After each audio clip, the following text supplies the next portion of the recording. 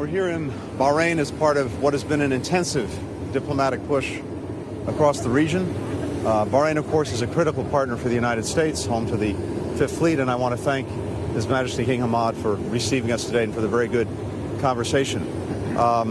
We were focused on making sure that the conflict ongoing now in Gaza doesn't spread to other places. That's been our focus since October 7th, and it remains our focus today.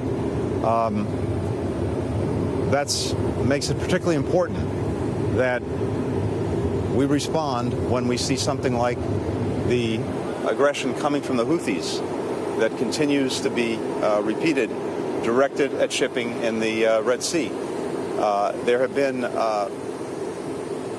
hundreds of attacks now since November on shipping in the Red Sea, affecting more than 40 countries, tied to ships with from 40 different countries.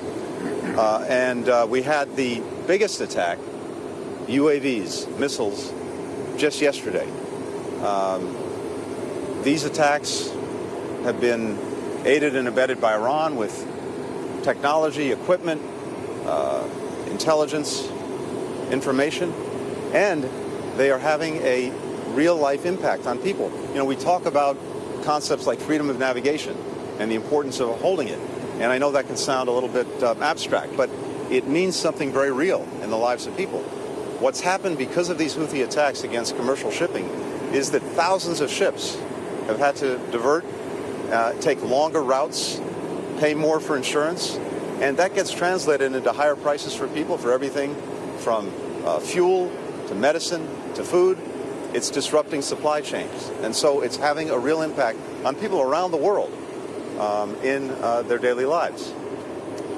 We know all about the hostages in Gaza. Well, the Houthis have taken more than 25 hostages from the ships that they've seized since this fall.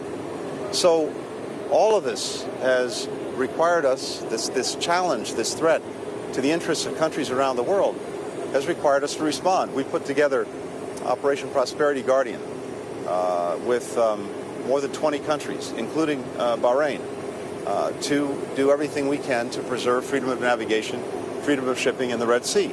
And in fact, the United States and the United Kingdom, two participants in Operation Prosperity Guardian, responded effectively to the attacks just yesterday. We also had some 20 countries come together to make clear that if these attacks continue, as they did yesterday, there will be consequences. Again, this represents a clear threat to the interests of countries around the world, and it's important that the international community come together and respond to them.